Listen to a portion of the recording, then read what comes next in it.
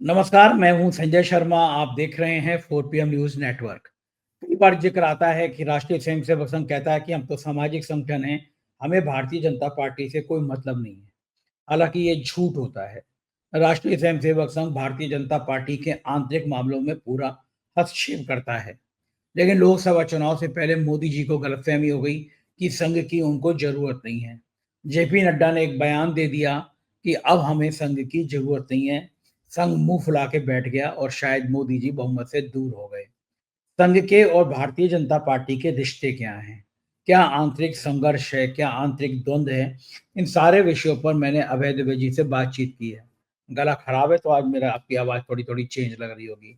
अब मैं जानना चाहता था कि संघ और भाजपा के जो रिश्ते हैं, उस पे अभय जी का क्या आकलन है?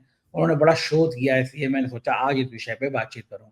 रोचक बातचीत है, पूरा सुनिएगा, चैनल को सब्सक्राइब और जॉइन ज़रूर कीजिएगा। चलते हैं अभय दुबे जी के पास। 4 PM न्यूज़ नेटवर्क में स्वागत है अभय दुबे जी आपका। हम लोग राजनीतिक घटनाक्रम पर रोज़ बात करते हैं कि आज ये हुआ, आज वो हुआ। आपका भास्कर में मैंने एक लेख पढ़ा था जो भारतीय जनता पार्टी और संघ के रिश्तों के ऊपर है। तो मैं आज आपसे ये समझना चाहता हूँ कि भारतीय जनता पार्टी और संघ के बीच में बहुत कन्फ्यूज़न है। रिश्तों को लेके बहुत कन्फ्यूज़न बार-बार मीडिया जगत में, मीडिया के बाहर परिलक्षित होता रहता है। ये रिश्ते एक्चुअल में हैं क्या? क्या संघ वाक़ई में बीजेपी को पूरा कंट्रोल करता है या भाजपा उसके कंट्रोल में नहीं है? मैं आप लेख पढ़ने के बाद मुझे लगा कि आज इस विषय पे बातचीत की जाए। है क्या? दोनों के रिश्ते हैं क्या? देखिए, मेरे सामने तो परिस्थिति बिल्कुल स्पष्ट है। भारतीय जनता पार्टी संघ की राजनीतिक भुजा है। संघ उसके जरिए देश की सत्ता पर कब्जा करना चाहता है, चुनाव जीतकर। बिल्कुल सीधी सी, जब वो चुनाव जीतने की स्थिति में नहीं होता, तब भाजपा को इस रणनीति थमाता है कि वो दूसरे दलों के साथ में एक गठजोड़ करें। और गठजोड़ करने के लिए अगर उनके बुनियादी मुद्दे कुछ हैं ऐसे जिनको दूसरे दलों को आपत्ति है, तो उनको स्थगित कर दिया जाता है। आपको ध्यान होगा कि 90 के दशक में जब एनडीए की रचना लाल कृष्ण आडवाणी और अटल बिहारी वाजपेयी ने की थी, तो उन्होंने गोरक्षा, धारा 370 और समान नागरिक संहिता, ये तीनों मुद्दे उठाकर बैक बर्नर पे, ताक पर रख दिए थे कि जब हमारा हमारा स्पष्ट बहुमत होगा, तब हम उन मुद्दों को फिर से सामने लाएंगे। और जैसे ही नरेंद्र मोदी सत्ता में आए, उन मुद्दों को सामने लाते रहे। अब इसमें समझने की बात है कि संघ के जो अन्य संगठन हैं, उनमें और भाजपा के बीच में फर्क क्या है। अन्य संगठनों से संघ का कोई अंतर्विरोध नहीं होने की संभावना है, क्योंकि वो संगठन संघ के साथ ही रहते हैं लगातार, और उनके और संघ के बीच में किसी किस्म की कोई दूरी नहीं है, कोई अंतराल नहीं है, कोई गैप नहीं है उन दोनों के बीच में। आप मान के चलिए, एक बहुत बड़ा सा भवन है, उस बड़े से भवन में एक बड़ा कमरा है जिसके अंदर राष्ट्रीय स्वयंसेवक संघ बैठा हुआ है, और दूसरे इर्द गिर्द छोटे छोटे कमरे हैं, उनमें संघ के अन्य संगठन हैं। और वो दिन रात संघ का जो केंद्र है उसके साथ में निर्देश देते रहते हैं, उसके साथ बातचीत के जरिए अपना काम चलाते हैं। लेकिन भारतीय जनता पार्टी का कमरा जो है उस भवन से बाहर है, क्योंकि उसे काम इस तरह का करना है, इसलिए उसका भवन से बाहर है। क्योंकि उसका कमरा भवन से बाहर है, इसलिए कभी कभी भाजपा और संघ के बीच में कुछ मतविरोध हो जाते हैं। जो जो अंतराल जरूरी है, दिखना चाहिए अंतराल, वो अंतराल इतना ज्यादा बढ़ जाता है कि उससे कुछ समस्याएं पैदा हो जाती हैं। इसलिए भ्रम पैदा होता है कि संघ भाजपा को नियंत्रित कर पा रहा है कि नहीं कर पा रहा है। क्या भाजपा संघ से आजाद हो गई है या आजाद होना चाहती है। कभी कभी ये होता है कि किसी नेता की व्यक्तिगत महत्वाकांक्षाएं बहुत बढ़ जाती हैं, तब फिर ऐसा लगता भी है कि वो भाजपा जो है संघ से आजाद होना चाहती है। भाजपा का जो पहला वाला रूप था भारतीय जनसंघ, उसके साथ भी इस तरह की समस्याएं थी। आपको याद होगा, बलराज मधोक एक बहुत ही लोकप्रिय भारतीय जनसंघ के लोकप्रिय नेता थे, जिनको संघ की सहमति से ही भारतीय जनसंघ का अध्यक्ष बनाया गया था। यहां तक कि उन्होंने उस जमाने में भारतीयकरण की थीसिस दी थी उन्होंने, यानी हिंदूकरण कहने की बजाय हमको भारतीयकरण कहना चाहिए, और संघ ने उस थीसिस को अपना भी लिया था। और उनकी भाषण देने की क्षमता इतनी अच्छी थी, और वो इतने कार्यकर्ताओं के बीच में उनकी अच्छी साख थी कि वो धीरे धीरे करके उनका कद अटल बिहारी वाजपेयी के बराबर हो गया था। लेकिन जिस दिन संघ को लगा कि बलराज मधोक स्वायत्त होते जा रहे हैं उससे, उस दिन बलराज मधोक को उठाकर पृष्ठभूमि में फेंक दिया गया, और उनकी जगह अटल बिहारी वाजपेयी और संघ के बिल्कुल संघ से जुड़े हुए, उनको समर्थन करने वाले जो नेता हैं, उनको दोबारा फिर स्थापित किया गया। तो ये होता है। नरेंद्र मोदी जब 2014 में सत्ता में आए, तो उनके अंदर ये एक अंदेशा था, संघ को लगता था कि अंदेशा है कि ये व्यक्ति वैसी हरकत कर सकता है जैसी कभी बलराज मधोक ने हरकत की थी। वो हमसे स्वतंत्र होने की कोशिश कर सकता है, क्योंकि गुजरात के मुख्यमंत्री के तौर पर भी नरेंद्र मोदी ने ऐसा किया था। नरेंद्र मोदी ने मुख्यमंत्री बनते ही संघ और संघ के दूसरे संगठन थे, विश्व हिंदू परिषद वगैरह, उन सबके नेताओं को ममानियत कर दी थी कि वो गुजरात सरकार में नहीं घुस सकते, गुजरात सरकार के मुख्यालय में नहीं घुस सकते। और वो कहते थे कि अलग से हम दोनों के बीच में संबंध रहेगा, लेकिन आपको रोजमर्रा की सरकार चलाने की गतिविधियों में आपका हस्तक्षेप नहीं बर्दाश्त किया जाएगा। ये 12 साल तक वो मुख्यमंत्री रहे, उन्होंने संघ का हस्तक्षेप नहीं होने दिया। लेकिन केंद्र में भारत बहुत बड़ा है, गुजरात एक छोटी जगह है, तो वहां ये चल सकता था। इसलिए जब प्रधानमंत्री बने तो वो वैसा तो नहीं कर पाए, लेकिन फिर भी उन्होंने पूरी कोशिश की कि संघ को सरकार के दायरे से ज्यादा बाहर रखें। उन्होंने केवल शिक्षा और संस्कृति के क्षेत्र में उसको हस्तक्षेप करने की इजाजत दी, और बाकी जो संघ के लोग विभिन्न मंत्रालयों में काम करते थे उनकी संख्या भी अटल बिहारी वाजपेयी के मुकाबले काफी कम कर दी। इससे संघ का माथा ठनका। लेकिन चूंकि नरेंद्र मोदी बहुत लोकप्रिय थे और उनके नाम पे वोट मिल रहा था, वो उस प्रकार का नारा देते थे कि आप मुझे वोट, कमल पर बटन दबाइए, आपका वोट सीधा मुझे मिलेगा। इस तरह की बात उन्होंने 2014 के चुनाव में कही थी, और उनके नाम पर पहली बार भारतीय जनता पार्टी को स्पष्ट बहुमत भी मिला। तो इसकी वजह से एक ऐसी परिस्थिति बनी जिससे संघ ने नरेंद्र मोदी के सरकारी कामकाज में कम से कम हस्तक्षेप किया। तो उससे नरेंद्र मोदी को भी ये भ्रम हो गया, और नरेंद्र मोदी के जो आसपास लोग थे, जैसे अमित शाह हैं, जगत प्रकाश नड्डा हैं, इन सब लोगों को भ्रम हो गया कि हम धीरे धीरे स्वतंत्र शक्ति के रूप में विकसित होते जा रहे हैं, अब हमें संघ की आवश्यकता नहीं है, और अब हम बिल्कुल आजाद हो गए हैं, संघ से कुछ पूछताछ करने की या संघ के सहयोग की हमें जरूरत नहीं है। उसी का नतीजा, और फिर 2019 में और भी बेहतर बहुमत मिला, इसकी वजह से और ये मुगालता उनका बढ़ा। उसकी वजह से ही पिछले 2024 के चुनाव में मतदान से पहले ही नड्डा ने ये बात कही कि अब हम स्वतंत्र हो गए हैं, हमारा विस्तार हो गया है, हमें संघ की जरूरत नहीं है। तो इससे ये एक तरह का माहौल बना कि भाजपा बहुत शक्तिशाली हो गई है। वो अब संघ की सदस्य जरूर है, संघ परिवार की सदस्य जरूर है, लेकिन वो अन्य सदस्यों की तरह नहीं है। उसकी हैसियत कुछ ज्यादा बड़ी हो गई है, वो संघ से भी बड़ी हो गई है। और इस तरह की बातें भी कही आने लगी कि पूरा संघ जो है वो नरेंद्र मोदी की जकड़ में आ गया है। एक एक नेता जो है वो उन्हीं के, यहाँ तक कि संघ का जो आला कमान है, संघ की जो प्रतिनिधि सभा है, उसके जो पदाधिकारी हैं, उन सब में नरेंद्र मोदी की पसंद के लोग बैठा दिए गए हैं। और संघ के लगातार 10 साल सत्ता में रहने के बाद में संघ को काफी संसाधन सप्लाई किए हैं, उनके दफ्तर बहुत भव्य हो गए हैं, और बहुत चमक संघ सादगी से जो रहता था उसमें चमक दमक पैदा हो गई है। इसलिए संघ मोदी जी का मुखापेक्षी हो गया है, यानी मोदी जी का मोहताज हो गया है संघ। इस प्रकार की तमाम चर्चाएं चल रही थी। और चूंकि मोहन भागवत मौन थे, और संघ की तरफ से मोदी की आलोचना कभी कभार प्रतीकात्मक रूप से होती थी, सीधे ना होकर प्रतीकात्मक रूप से आलोचना होती थी। संघ के लोगों से अगर बात करो तो वो कहते थे, उनसे कहा भाई मोदी जी को आप क्या समझते हैं, तो लोग कहते थे कि मोदी जी को हम लोग बहुत ज्यादा पसंद तो नहीं करते, लेकिन वो नेता है देश के, और उनकी वजह से राष्ट्र का काम हो रहा है, इसलिए हम उनको चलते देना चाहते हैं। इस प्रकार की बात संघ की तरफ से होती थी। लेकिन जैसे ही बहुमत खोया 2024 के चुनाव में मोदी ने, वैसे ही संघ ने फिर दोबारा वापसी की, और फिर अब इस वक्त स्थिति वही है जो मोदी जी के प्रधानमंत्री बनने से पहले की थी। भारतीय जनता पार्टी संघ की राजनीतिक भुजा है, संघ के निर्देशों पर काम करती है।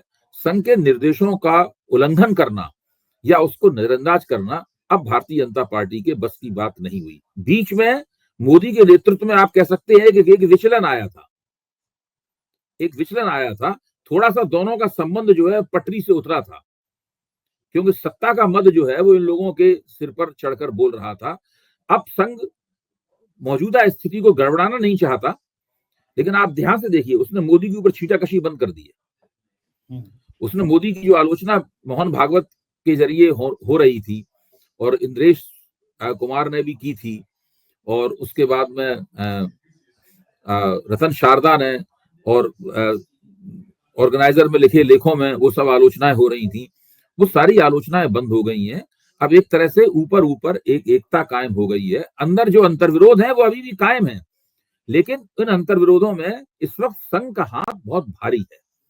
भारतीय जनता पार्टी फिर से पूरी, मुझे लगता है कि पूरी तरीके से उसकी मातहती में आ गई है। जो कुछ देश में हिंदुत्व की राजनीति के नाम पर हो रहा है वो सब भारतीय जनता पार्टी, वो संघ द्वारा बनाई गई योजना के मुताबिक हो रहा है। संघ ने जिस तरीके से मोहरे रखे हैं, सारी राजनीतिक चालें उसी तरीके से चली जा रही हैं, ऐसा मुझे लगता है। अच्छा, अब आपको क्या लगता है ये जो एकता कायम हुई है, ऊपर ऊपर जो आप बता रहे हैं कि संघ में और मोदी में, ये एकता किन किन शर्तों पे कायम हुई है, कैसे हुई है ये एकता? मुझे लगता ये है कि संघ का आकलन भारतीय जनता पार्टी और मोदी के नेतृत्व के बारे में यह है कि ये मोदी के नेतृत्व का आखिरी दौर है। अब मोदी ज्यादा से ज्यादा अगर चलेंगे तो 2029 या उससे कुछ पहले तक चलेंगे। संघ की अपनी तरफ से कोशिश होगी कि 2029 का चुनाव मोदी के नेतृत्व में न लड़ना पड़े, क्योंकि 10 साल में जो एंटी इनकम्बेंसी जमा हुई थी उसका परिणाम ये निकला कि आपका बहुमत चला गया। अब 15 साल में जो एंटी इनकम्बेंसी जमा होगी उसका परिणाम तो और भी ज्यादा खराब निकल सकता है। उसका परिणाम ये भी निकल सकता है कि भाजपा की 100 से 150 सीटें कम हो जाएं और वो पूरी तरीके से विपक्ष में चली जाए। तो इसलिए वो, मुझे लगता है कि संघ एक नए नेता की तलाश में है, लेकिन वो ये प्रक्रिया इस तरह नहीं चलाएगा जिससे लगे सरकार कमजोर हो या मोदी की शख्सियत कमजोर हो और उससे इस तरह के संघ और मोदी के बीच में झगड़ा है, इस तरह की बातें फैल जाएं। ये सब वो नहीं करेगा। ये सब काम जो ठंडा करके, जो खाने का मुहावरा है, सारी चीजें ठंडी करके खाई जाएंगी और आराम आराम से धीरे धीरे सरकार को मजबूत रखते हुए, हिंदुत्व की राजनीति को मजबूत रखते हुए, एक मुसलमान विरोधी और पाकिस्तान विरोधी पूरा डिस्कोर्स चलाते हुए ये काम किया जाएगा और धीरे धीरे मोदी की जगह एक वैकल्पिक नेतृत्व की तलाश होगी और जब वो तलाश पूरी हो जाएगी तब उस नेतृत्व को स्थापित किया जाएगा।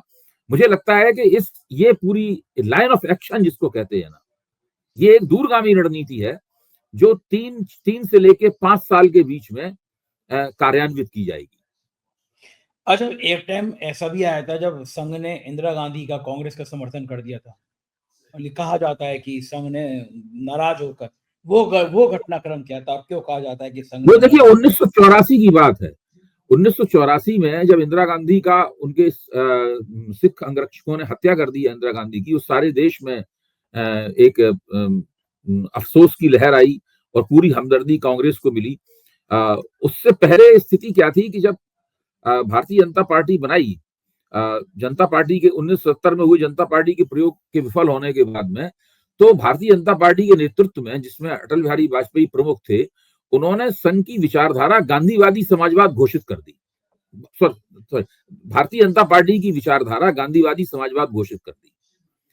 संघ में इस बात को लेकर नाराजगी थी। संघ इस बात से खुश नहीं था कि अटल बिहारी वाजपेयी ने अपनी तरफ से गांधीवादी समाजवाद और एक साथ में एकात्म मानववाद भी जोड़ दिया। एकात्म मानववाद दीनदयाल उपाध्याय का दिया हुआ सिद्धांत था, उसको भी जोड़ दिया उन्होंने। लेकिन मुख्य तौर पर गांधीवादी विचारधारा की बात कही गई जो संघ को स्वीकार नहीं था। तो इसकी वजह से अटल बिहारी के प्रति उनके मन में एक नाराजगी थी। फिर जब इंदिरा गांधी की हत्या हुई और सारे देश में कांग्रेस के समर्थन की लहर चली और राजीव गांधी उसी समर्थन की लहर पर सवार थे और चुनाव हुआ, तो उसमें संघ ने भारतीय जनता पार्टी का साथ नहीं दिया और स्वयंसेवकों से कहा कि आप वो जो चाहे वो कर सकते हैं, मतलब वो अनिवार्यता कोई भाजपा का सपोर्ट समर्थन करें उसकी कोई आवश्यकता नहीं है, ऐसा कोई आदेश नहीं दिया। इस प्रक्रिया में ये हुआ कि संघ का जो अपना आधार था उन सब लोगों ने भी उस चुनाव में कांग्रेस का साथ दिया। नतीजा ये हुआ कि भारतीय जनता पार्टी की पूरे देश में केवल 2 सीटें रह गई। उसके सारे बड़े नेता चुनाव हार गए और पूरी तरीके से भारतीय जनता पार्टी ऐसा लगा जैसे कि नेस्तनाबूद हो जाएगी। ये हुआ। तो जैसे ही चुनाव हुआ उसके बाद में भारतीय जनता पार्टी ने अपने हार के कारणों की समीक्षा करनी शुरू की। समीक्षा करने के लिए कृष्णलाल शर्मा जो भाजपा के वरिष्ठ नेता थे, उनके नेतृत्व में एक समिति बनाई गई जिसे KL शर्मा कमेटी कहा जाता है। उस कमेटी ने अपनी जांच रिपोर्ट रखी और उस जांच रिपोर्ट में सिफारिशें की गई थी। पहले तो सांत्वना दी गई थी कि हमें जितने वोट मिले हैं, हमारा जो विचारधारात्मक आधार है वो हमें, उतने वोट हमें मिल गए हैं, इसलिए ज्यादा चिंता होने की जरूरत नहीं है, उसका क्षय नहीं हुआ है। फिर केएल शर्मा कमेटी ने कहा कि भाजपा को ये सब गांधीवादी समाजवाद वगैरह छोड़कर अपने जो मुद्दे हैं उनके ऊपर लौटना चाहिए और नेतृत्व में परिवर्तन करना चाहिए। उस कमेटी की रिपोर्ट के आधार पर अटल बिहारी वाजपेयी से अध्यक्षता ले ली गई और लालकृष्ण आडवाणी स्थापित हो गए अध्यक्षता में, और उन्होंने फिर जो हिंदुत्व के जो स्थायी स्थापित मुद्दे हैं उन मुद्दों को उठाना शुरू किया, और 84 से लेकर और 89 तक 90 के दशक की शुरुआत तक उन्हीं मुद्दों के ऊपर राजनीति की गई, जिससे भारतीय जनता पार्टी की धीरे धीरे राष्ट्रीय राजनीति में फिर से वापसी हुई। तो ये कहानी है। इससे भी यहां भी स्पष्ट होता है कि बिना संघ की मदद के भाजपा कुछ नहीं है। जब नरेंद्र मोदी 2014 में सत्ता में आए तो उन्होंने 2 संगठनात्मक कदम उठाए नई किस्म के। पहला कदम तो यह था कि उन्होंने लालकृष्ण आडवाणी द्वारा बनाई गई नीति का खंडन किया। उन्होंने, आडवाणी जी की नीति यह थी कि एनडीए को जितना मजबूत किया जाएगा भारतीय जनता पार्टी राष्ट्रीय राजनीति में उतनी ही आगे बढ़ेगी। वो हमेशा कहते थे NDA plus plus, Advani ji का ये आग्रह था। मोदी जी ने उसको मानने से इनकार कर दिया। मोदी जी ने कहा कि भाजपा प्लस प्लस होना चाहिए, बीजेपी प्लस प्लस होना चाहिए। जितना हम बीजेपी को मजबूत करेंगे और अपने आप जिसको हमारे साथ जुड़ना होगा वो जुड़ जाएगा। तो उन्होंने अपना फोकस एनडीए को मजबूत करने की बजाय भारतीय जनता पार्टी को मजबूत करने में, पार्टी को मजबूत करने में लगाया और भाजपा के विस्तार की नई नई रणनीतियां निकाली। जैसे एक रणनीति ये थी कि मिस्ड कॉल दी जाए, मिस्ड कॉल के जरिए हम भाजपा की मेंबरशिप बढ़ाएंगे। यानी जरूर भाजपा केवल कार्यकर्ता आधारित पार्टी नहीं रहेगी बल्कि जन आधारित पार्टी होगी। एक मास पार्टी के रूप में भाजपा को विकसित किया जाएगा। और दूसरे दलों से, पहले भाजपा में दूसरे दलों से नेता जब आते थे तो उनको लेने के प्रति एक संकोच रहता था कि ये संघ की परंपरा में दीक्षित नहीं है, हिंदुत्व की परंपरा में दीक्षित नहीं है। नरेंद्र मोदी ने उस संकोच को त्याग दिया। उन्होंने कहा हर कीमत पर भाजपा का विस्तार किया जाना चाहिए, नए क्षेत्रों में किया जाना चाहिए, नए नए लोगों को शामिल किया जाना चाहिए, उसमें वो संघ की परंपरा में हो या ना हो। इस प्रक्रिया में भाजपा का बहुत तेजी के साथ विस्तार हुआ। बड़े पैमाने पर दूसरी पार्टियों से भी लोग लिए गए और साधारण लोग भी भाजपा के सदस्य बहुत बड़े पैमाने पर बने और धीरे धीरे भाजपा ने ये कहना शुरू कर दिया कि वो दुनिया की सबसे बड़ी पार्टी है। ये सब नरेंद्र मोदी के जमाने में हुआ। तो इस रणनीति का फायदा ये हुआ कि दूसरे दलों को लगा कि ये पार्टी सत्ता में भी है और बहुत बड़ी बनती जा रही है, बहुत विशाल बनती जा रही है। इसमें दूसरी पार्टियों से जितने भी नाराज नेता हैं जो सत्ता में भागीदारी करना चाहते थे वो सब भी उसमें शामिल हो रहे हैं। तो इससे क्या हुआ कि एक एनडीए भी बना रहा और भारतीय जनता पार्टी भी मजबूत होती रही। इन दोनों प्रक्रियाओं का फलितार्थ ये हुआ कि राष्ट्रीय स्वयंसेवक संघ के मुकाबले भारतीय जनता पार्टी बहुत ही विशाल और मजबूत लगने लगी। और धीरे धीरे भाजपा, पहले मैं कह चुका हूं कि भाजपा के अंदर भी मुगालता पैदा हुआ कि हमें अब संघ की जरूरत नहीं है, हम तो खुद ही शक्तिशाली हो गए हैं। उसी का नतीजा नड्डा जी की बात में निकला। और नड्डा जी की बात बिना मोदी और शाह की सहमति के नहीं बोली जा सकती थी। नड्डा जी की इतनी हिम्मत नहीं थी कि वो मोदी और शाह की सहमति के बिना वो ऐसा बयान इंडियन एक्सप्रेस जैसे अखबार को देते।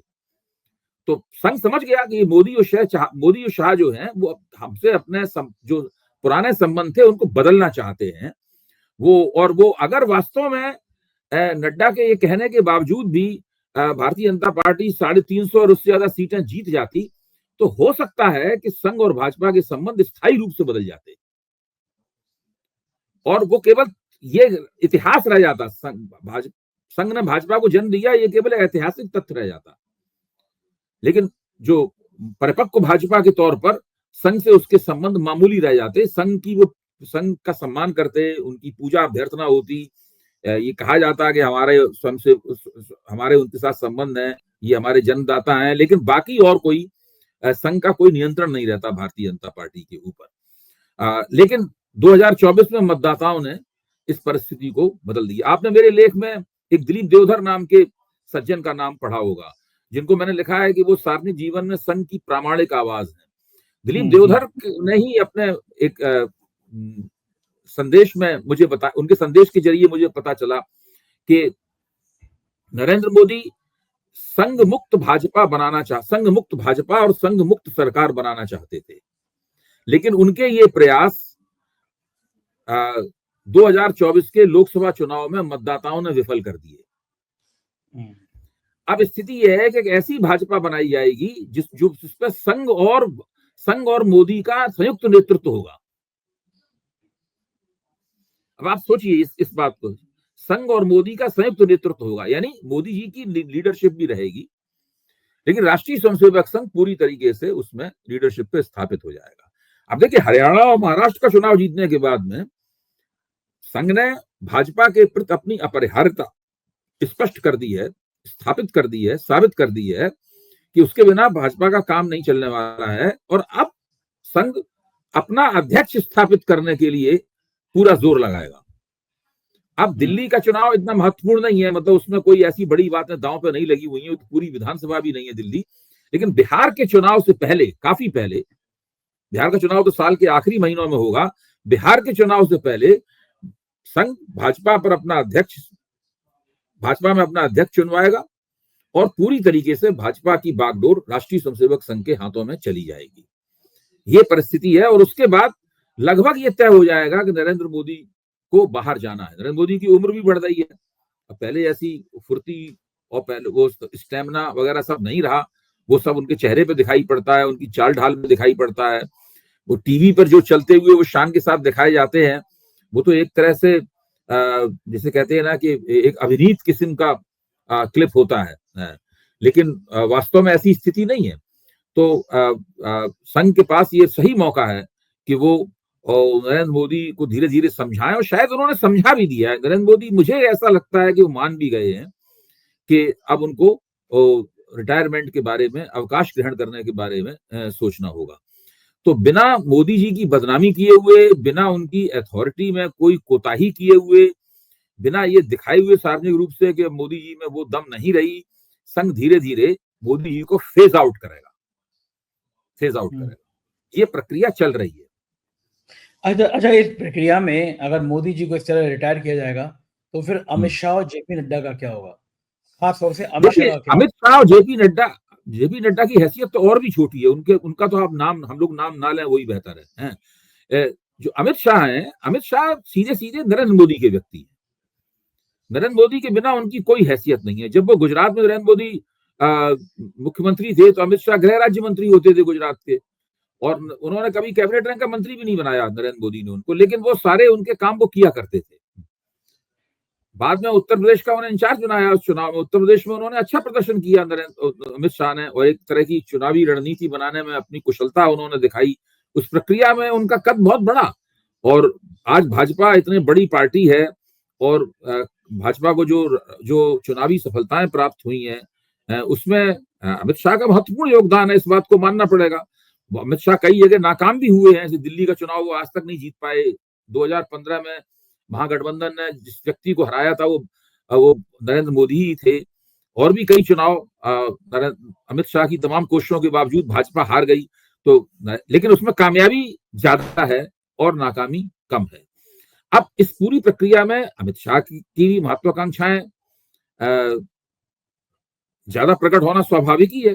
भाई वो भी तो कब तक नंबर 2 बने रहेंगे? जब उन्हें दिखाई पड़ रहा है कि भाई नरेंद्र मोदी जाने वाले हैं तो उसकी जगह कोई आएगा ना। तो अमित शाह कहते हैं नंबर एक के दावेदार तो वही है।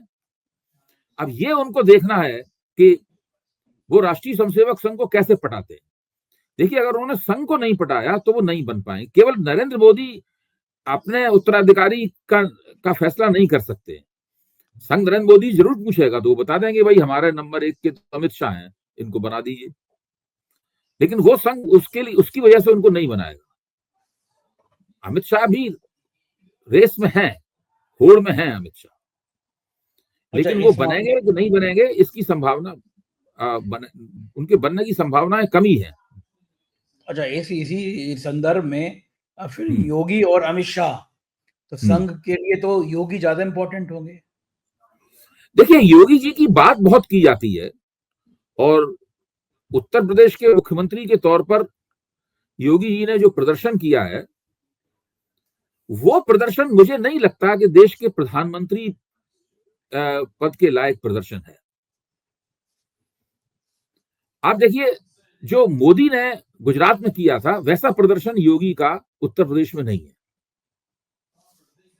मोदी ने गुजरात मोदी ने झूठ या सच जो भी हो, उन्होंने एक गुजरात मॉडल की स्थापना की थी मोदी, और पहले चुनाव में गुजरात मॉडल को केंद्र में रखकर प्रचार किया गया कि जो व्यक्ति गुजरात में इतनी प्रगति कर सकता है, गुजरात को चमचमा सकता है, वो सही गलत क्या हो इसकी बाद में चर्चा हम लोग कर लेंगे, वो कर सकता है, वो देश का और भी ज्यादा बड़ा करे। और सारे देश के जो बड़े बड़े पूंजीपति थे, बड़े बड़े कारपोरेट जार थे, वो सब मोदी के समर्थन में खड़े हो गए। जब वहां पर बड़ी बड़ी मीटिंगें की जाती थी, वाइब्रेंट गुजरात की मीटिंगें की जाती थी, तो मुकेश अंबानी जैसे लोग कहते थे कि देश का राजा कैसा हो, नरेंद्र मोदी जैसा हो, इस प्रकार की बातें ये लोग कहा करते थे। इस प्रकार अभी 7 साल से मोदी 12 साल तक गुजरात के मुख्यमंत्री रहे, 7-8 साल से योगी आदित्यनाथ उत्तर प्रदेश के मुख्यमंत्री हैं, लेकिन अभी तक उनके बारे में इस तरह का ना माहौल बना है, ना इस तरह की कोई योजना है उनके साथ में। मोदी ने बड़ी कुशलता दिखाई थी, वहां पे एक अमेरिकी कंपनी को उन्होंने हायर किया और उससे पूरी अपनी वाइब्रेंट गुजरात की योजना बनाई। ऐसा सब कुछ इनके साथ नहीं दिखाई पड़ रहा है। इन्होंने एक कोशिश जरूर की, इन्होंने सारे देश में अपने होर्डिंग लगवाने शुरू कर दिए योगी जी ने, अभी से नहीं, पिछले कम से कम 1-1.5 साल से। जहां उत्तर प्रदेश से इस जगह कोई ताल्लुक नहीं, वहां भी इनके होर्डिंग दिखाई पड़ जाएंगे। मजेदार बात ये है, लेकिन इसमें कोई बात बनती नहीं है। मोदी जी की राजनीति इनके मुकाबले ज्यादा सोफिस्टिकेटेड थी, ज्यादा नफीस थी। और इन होर्डिंग की कहानी में मजेदार बात यह है कि योगी जी ईमानदारी की बात करते हैं, लेकिन सूचना विभाग ने करोड़ों रुपए के होर्डिंग लगाए हैं और उसमें भयंकर घोटाला हुआ है। मतलब 50% पैसे का घोटाला हुआ है। ये इसकी शिकायत भी की गई कि योगी जी आप अपने होर्डिंग तो पूरे देश के अलग अलग राज्यों में लगा रहे हो। एक कोई अंशुमान सिंह नाम के सज्जन बताए जाते हैं, वो डायरेक्टर इन्फॉर्मेशन के बड़े करीबी हैं, तो सारे ठेके अंशुमान सिंह को, अधिकतर ठेके अंशुमान सिंह को। तो यहाँ तो उत्तर प्रदेश में जो ईमानदारी की बात की जाती है उसमें भी ऐसे बड़े बड़े घोटाले हो जाते हैं, होर्डिंग तक में घोटाला हो जाता है। मोदी और योगी के एक और फर्क की तरफ ध्यान दो। मोदी जब गुजरात के मुख्यमंत्री थे तो वो गुजरात की राजनीति और सरकार पर उनका पूरा नियंत्रण था, कोई उनको चुनौती देने की स्थिति में नहीं था वहां पर गुजरात। यहाँ तो कोई नियंत्रण है ही नहीं उनका, ब्यूरोक्रेसी बिल्कुल मोदी के इशारों पर नाचती थी। यहाँ तो कुछ भी नहीं है, यहाँ तो आपके दोनों उप मुख्यमंत्री आपके खिलाफ हैं, कोई भी आपके खिलाफ बयान दे देता है, दिन रात योगी जी की टांग खिंचाई होती है, योगी जी उनको अंडरकट करने की कोशिश करते रहते हैं। एक तरह का शीत युद्ध छिड़ा रहता है उत्तर प्रदेश में। तो ये जो ठीक है, अगर वो उत्तर प्रदेश के मुख्यमंत्री बने रहते हैं, संघ उनको बनाए रखेगा, वो अलग बात है। मतलब जब तक वो चुनाव हार नहीं आएंगे तब तक संघ उनको मुख्यमंत्री बनाए रखेगा, लेकिन वैसा कोई स्थिति नहीं है। मोदी ने एक अलग तरह का माहौल बनाया था, अलग तरह का प्रभाव मंडल बनाया था अपने इर्द गिर्द। वो वैसी स्थिति नहीं है कोई वहां पर। राजनीति के ऊपर कैसे नियंत्रण रखा जाता है, पार्टी पॉलिटिक्स कैसे की जाती है, केवल मुसलमानों को गाली देने से थोड़ी ना आप कोई चुनाव जीत सकते हैं। ये बिल्कुल गलतफहमी है योगी जी की। देखिए, ये बहुत बुरी तरीके से इनको नुकसान होगा। आज अगर आला कमान और राष्ट्रीय स्वयंसेवक संघ योगी जी से बिल्कुल अलग हो जाए तो उनकी कोई हैसियत नहीं है, खत्म हो जाएंगे बिल्कुल एकदम। उनको गोरखपुर लौट जाना पड़ेगा। बिल्कुल ठीक कह रहे हैं, क्योंकि मैं देख रहा हूं कि पिछले 20 सालों में नौकरशाही कभी इतनी हावी कभी नहीं रही जितनी समय यूपी में है, और भ्रष्टाचार का, करप्शन का आलम जिलों में इतना कभी अखिलेश और मायावती की सरकार में भी नहीं रहा जो इस सरकार में भ्रष्टाचार चरम पर पहुंच गया है। अब बहुत रोचक बातचीत की आपने अभय जी, बहुत शुक्रिया आपने इतना समय दिया, थैंक यू। ये थे अभय द्विवेदी जी, और इन्होंने बहुत विस्तार के साथ बताया कि संघ क्या चाहता है और मोदी और योगी क्या चाहते हैं, अमित शाह का क्या आकलन रहेगा। कैसी लगी बातचीत, एक बार फिर कमेंट जरूर कीजिएगा। Thank you.